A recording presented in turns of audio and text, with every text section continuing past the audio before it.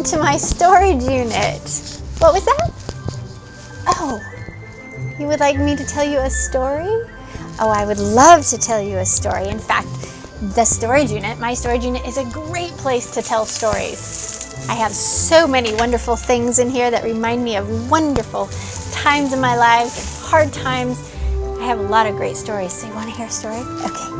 Well, come on in and sit down. I know it's kind of messy, but come sit anyway.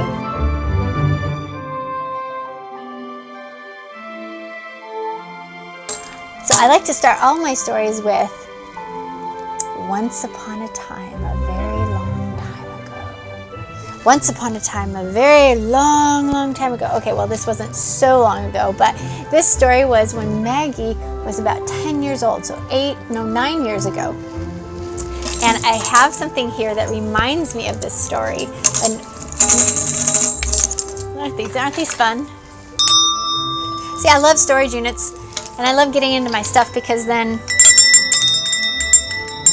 I go on tangents. So cool. These are old musical instruments that I bought Maggie, but this reminds me, this is our little puppy's collar, Kata's collar, when she was a little tiny puppy. I think I can get even smaller than this because she was super small when we got her. So I'm going to tell you about the time when Maggie got our little gold dog. So I know you've probably seen, we have 2 dogs right now. One is black and one is gold. She's more of a blonde. Well, the blonde one is about as old as this story. So the blonde one is about 9 years old. And 9 years ago, Maggie was 10 years old. And we were in the process of being taken to the wilderness. So Papa Yah was saying to our family, I need to take you away for a while. And so he started taking everything away so that we would move. And so we lost our home and lost a job and our business and everything. So in the process of all this loss, we were also losing family and friends and just all this, it was a super hard time in our life. And I remember praying that Papa would take care of my daughter's hearts, especially Maggie's heart. Hadassah was she was too young. She was very young. She was 7. She just went with the flow. But Maggie was, wanted her heart taken care of. So one of the things that happened, one of the very first blessings that I saw was something that Papa gave Maggie. And so this is the story. So Isaac one day, it was a Monday, and he was going to go up to the property. He went up to the property, the teepee property, to continue preparing it for when he was going to take his family, all of us girls, are going to go up there and live in a teepee. And it was a totally new life. We were going to have no running water, and we weren't going to have flush toilets. We weren't going to have, lights. It was going to be a total new way of living. He went up there he was preparing the land with a friend, doing some bobcat work on the property, and us girls weren't needed. So we stayed home to pack. We were still packing, and Maggie decided that she wanted a puppy. And all day long, all she did was pray for a puppy. She just prayed and prayed. She's like, Papa, give me a puppy. Please bring a puppy to me today. Please have Daddy bring me a puppy today. All day long, she just prayed and prayed and prayed for a puppy. Well, guess what happened? Isaac comes home.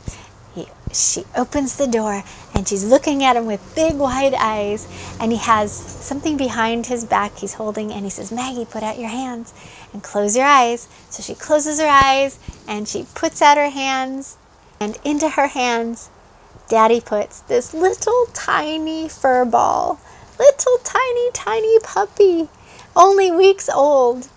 And Maggie's eyes went this big, and she was like, oh, Papa answered my prayers. I got a puppy.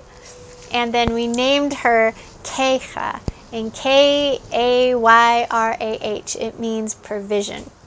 So the word Kata is a Hebrew word, one of the Hebrew words for provision, and I felt like Papa provided for Maggie's heart during a very hard time in our life, And it was hard on her in ways that we don't even know how hard it was. And Papa provided her a little puppy. Now, I have to clarify the story that Maggie thought she was the mama of this puppy. But in the end, of course, I became the mama of that puppy.